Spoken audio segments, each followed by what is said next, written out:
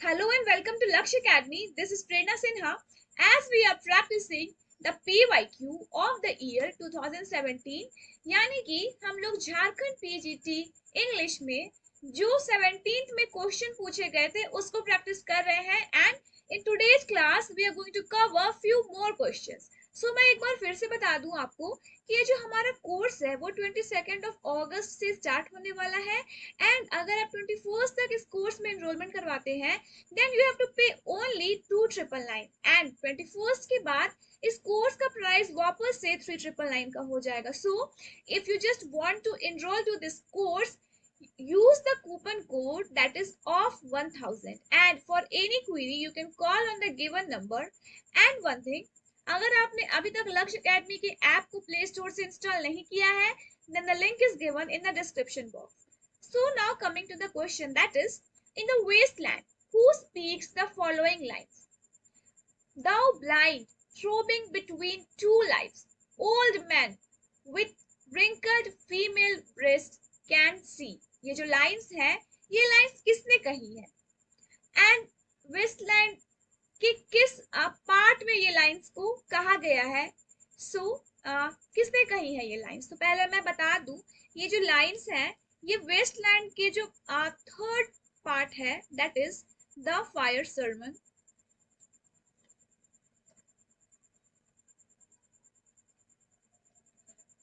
उससे ली गई हैं ये लाइंस जो यहाँ पे कोट की हुई हैं. That is Thou blind, throbbing between two lives, old man with wrinkled female breast can see.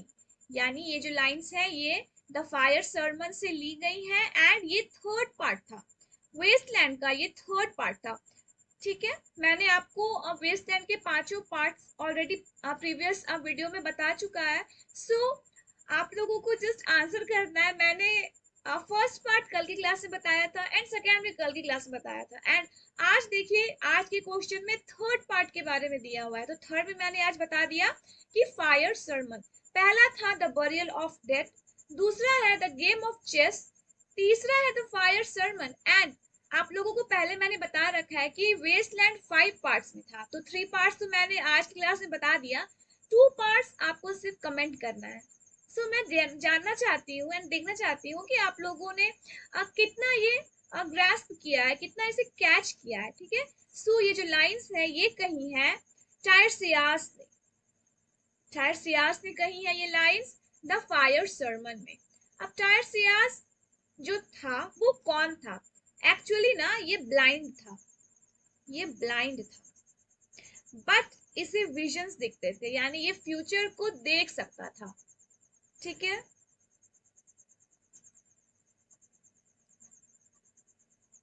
इसे विजन दिखते थे, ये फ्यूचर देख सकता था बट ये ब्लाइंड था.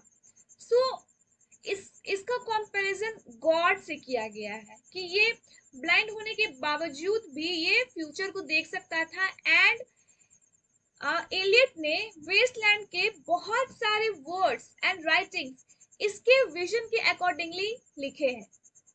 That's it. ओके, ये टायरसियास था and he was a blind man and he was able to see future. मैंने ये आप लोगों को बता दिया कि ये टायरसियास कौन था. So now coming to the next question, that is he was not of an age but of all time. Who said the above statement to whom? ये जो स्टेटमेंट्स हैं ऊपर, that is he was not of an age but of all times, ये lines किसने कही है and किसके लिए कही है या किससे कही है? So this lines are said by Ben Jonson to William Shakespeare, यानी ये लाइंस बेन जॉनसन ने कही है, याद रखिएगा. बेन जॉनसन ने कही है to Shakespeare. That is, he was not of an age but of all time. सही कहा है, वो सिर्फ एक एज के लिए नहीं थे. विलियम शेक्सपियर का जो राइटिंग्स है उन्होंने 154 सोनेट्स लिखी हैं, प्लेस लिखे हैं एंड वो विलियम शेक्सपियर को कौन नहीं जानता है? एक्चुअली इंग्लिश लिटरेचर के ही नहीं, विलियम शेक्सपियर इतने फेमस है कि इनका नाम हर किसी के मुंह पर है, यानी हर किसी के जुबान पर है. William Shakespeare is known to each and every one of us. ठीक है, सो इन्होंने सही कहा है कि was not for an age but of all time. सही है ये।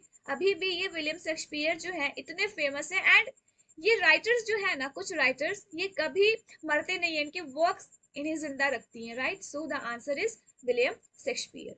सो now coming to the next question, that is when Saturn says, oh, my yards of immortal spirit, oh powers, matchless, but with the Almighty, and that strife was not inglorious, thou that event was a dire at this place testifies. Oh, my yards of immortal spirits. ये किसने कहा, ये lines किसने कही है, ये lines?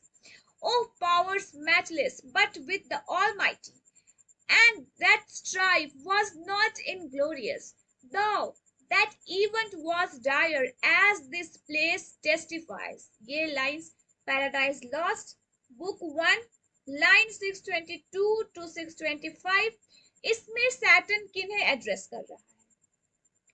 Saturn किसे address कर रहा है, किन्हें एड्रेस कर रहा है? क्या वो अपने फॉलोअर्स को एड्रेस कर रहा है, क्या वो एनिमीज को एड्रेस कर रहा है, या फिर फ्रेंड्स, या फिर ईव? तो ईव तो यहाँ पे आप लोग ऑप्शन काट ही दीजिए, एंड फ्रेंड्स भी काट ही दीजिए, एंड एनिमीज भी काट दीजिए, बिकॉज सैटर्न के एनिमी कौन थे? गॉड थे, right. So the answer is followers. ये जो लाइन्स है ये सैटर्न अपने फॉलोअर्स को एड्रेस कर रहा है, यानी जब गॉड सैटर्न को हेवन से निकाल फेंकते हैं एंड वो हेल चला जाता है, एंड हेल पे वो एक पोडियम में रहता है, पोडियम पे वो खड़े होकर के he is just addressing to his followers that, oh my reards of immortal spirit, oh powers matchless but with the almighty, and that strife was not inglorious, though that event was dire, as this place testifies. Hello में आने के बाद podium पर वो अपने सारे लोगों को वो एड्रेस कर रहा होता है, वो पोडियम पे रहता है एंड सारे लोग रहते हैं, उसके फॉलोअर्स रहते हैं जो सैटर्न के हेवन से निकलने के बाद उसके साथ आए थे, that is he is addressing to everyone. ठीक है, यहाँ पे वो सैटर्न है, वो पोडियम पे है and he is addressing to followers. The answer is followers. Now coming to the next question, that is, which of the following is not the work by W.B. Yeats? इस सारे में W.B. Yeats का कौन सा work नहीं है? Leda and स्वान हमने पहले भी डिस्कस किया है, ये W.B. Yeats का है। बाइजेंटियम ये भी मैंने बताया है कि ये W.B. Yeats का है। And among school children, this is also by W.B. Yeats। तो बचता है piano, it was not written by W.B. Yeats, so the answer is piano। ठीक है, not written, that is answer is piano। Now coming to the next question, that is W.B. Yeats in a prayer for my daughter expresses his bitterness towards। अब ये जो a prayer for my daughter है, ये लिखा गया था 1919 में, ठीक है, बट पब्लिश्ड कब हुआ था?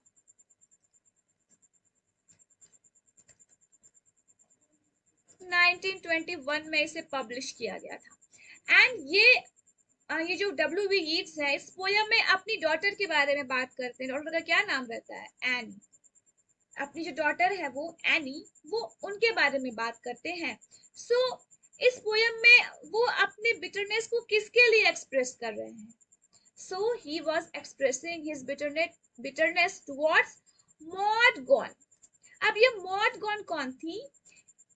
इन्होंने W.B. Yeats के मैरिज प्रपोजल को कई बार रिजेक्ट किया था, एंड एट लास्ट क्या होता है ना कि W.B. Yeats Georgy Hyde lease से शादी करते हैं, यानी उनकी जो वाइफ है, W.B. Yeats की वाइफ रहती हैं,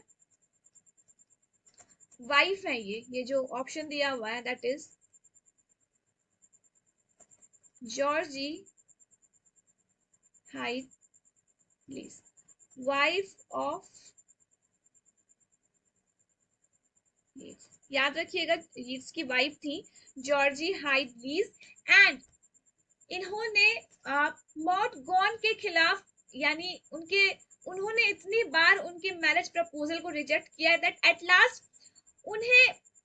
जॉर्ज हाइटली से शादी करनी रहती है, एंड जो ये एनी है ये उनकी डॉटर है, डब्ल्यू बी यीट्स की डॉटर है। याद रखिएगा ये सारे points to be noted, daughter of W B Yeats, and ये वाइफ थी उनकी। So the answer is Maud Gonne, यानी W B Yeats in a prayer for my daughter expresses his bitterness towards Maud gone.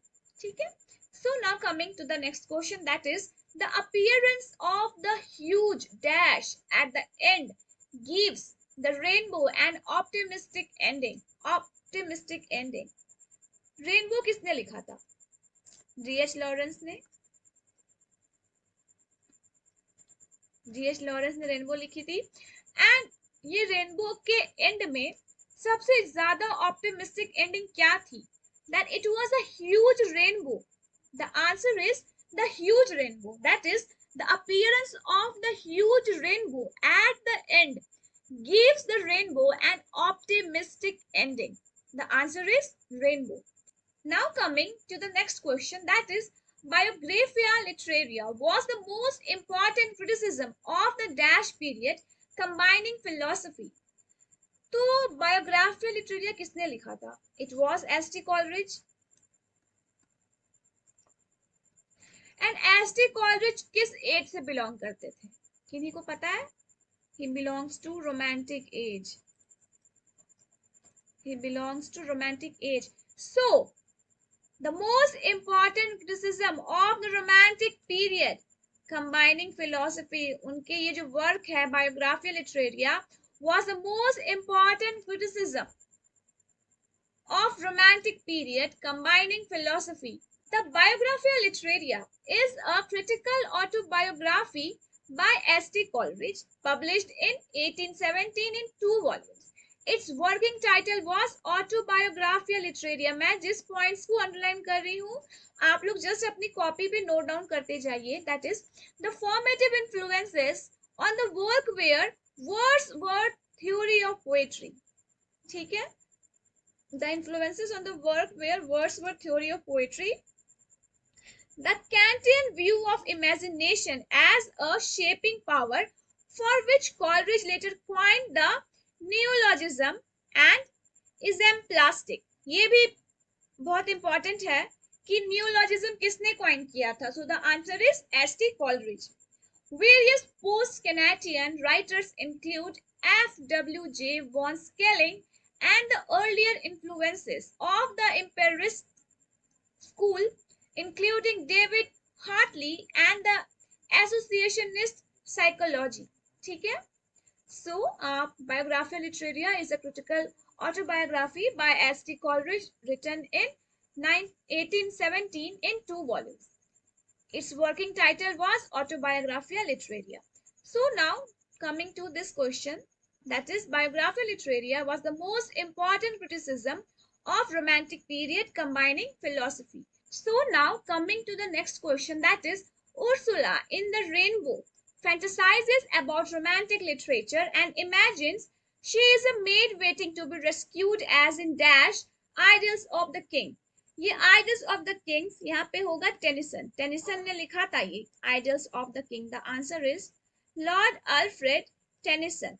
सो मैं बता दूं rainbow ये 1915 में publish हुआ था, एंड ये जो लड़की रहती है वो अपने फादर की बहुत ज्यादा क्लोज रहती है. इनके फादर का नाम विल रहता है एंड इनकी मदर का नाम एना रहता है. यहाँ पे उर्सुला जो है she was the protagonist of the novel rainbow. So now coming to the next question, that is about which friend does Wordsworth make a reference in book 4 of the Prelude. तो book 4 जो है Prelude का उसका नाम है Summer Vacation.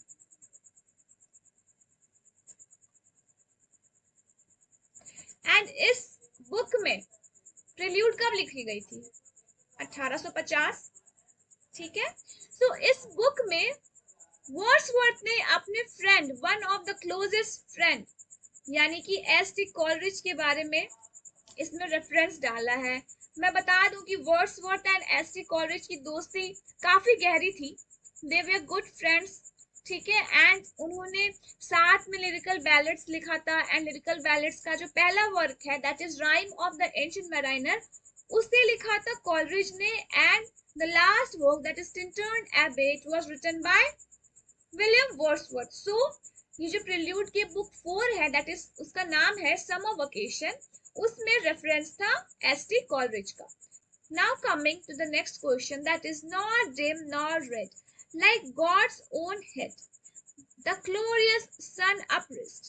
Then all averred I had killed the bird that made the breeze to blow. Oh wretch, said they, the bird to slay that made the breeze to blow. And second part hai, nor dim nor red, like God's own head, the glorious sun uprist. Then all averred I had killed the bird that brought the fog and the mist. It was right, said they, such bird to slay that brings the fog and the mist. ये जो है it was taken, मैंने अभी just उस work का जिक्र किया था, and that is the rhyme of the ancient mariner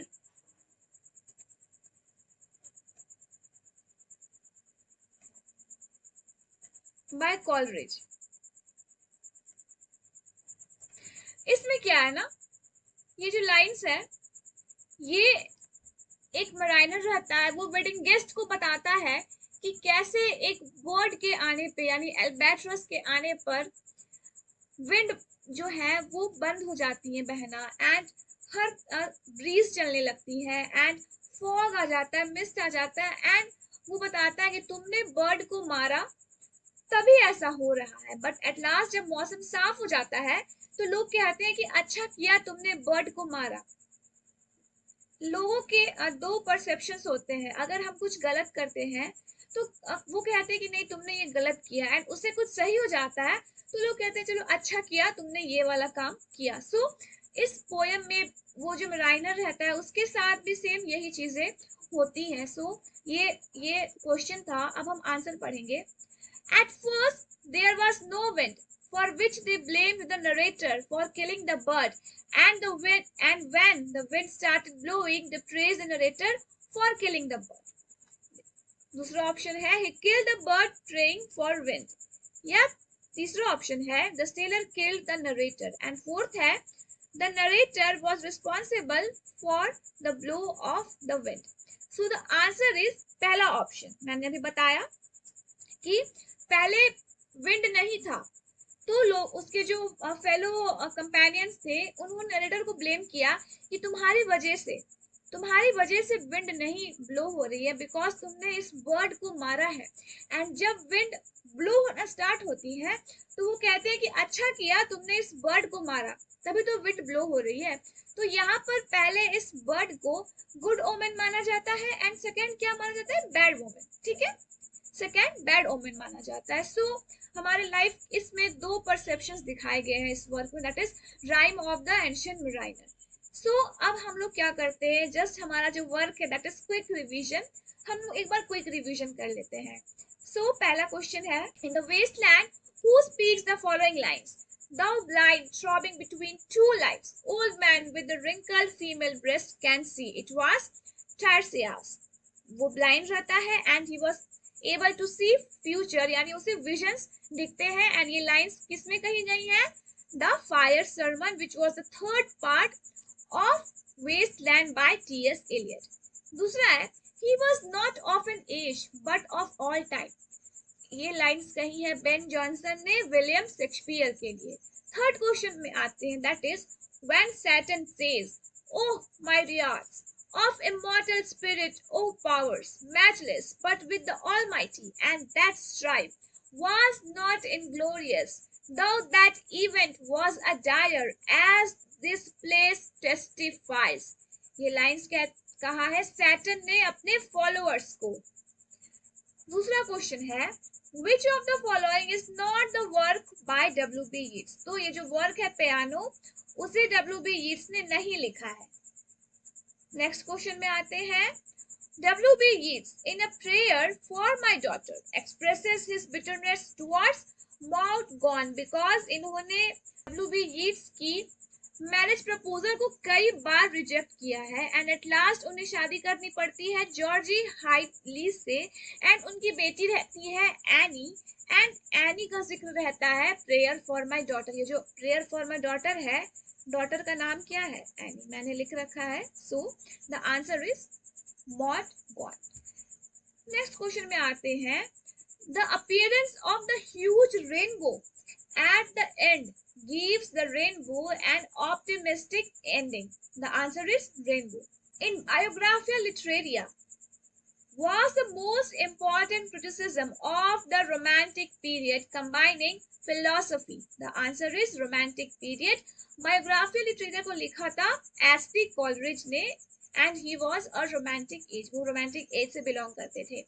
Ursula in the Rainbow fantasizes about romantic literature and imagines she is a maid waiting to be rescued in Alfred Tennyson's Ideals of the King. The answer is Tennyson.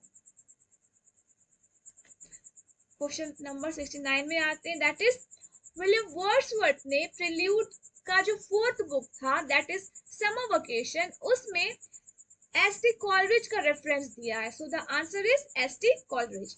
Next question में आते हैं। ये जो lines है, nor dim nor red like God's own head the glorious sun uprised then all averred I had killed the bird that made the breeze to blow. Oh wretch, said they, the bird to slay that made the breeze to blow. दूसरा है, nor dim nor red like God's own head the glorious sun upraised then all averred I had killed the bird that brought the fog and the mist. It was right, said they, such bird to slay that bring the fog and the mist. The answer is, at first there was no wind, for which they blamed the narrator and for killing the albatross, and when the wind started blowing they praised the narrator for killing the bird. The answer is option number 1, मैंने बता दिया. So that's all for today. Thank you so much for watching. Meet you in the next class.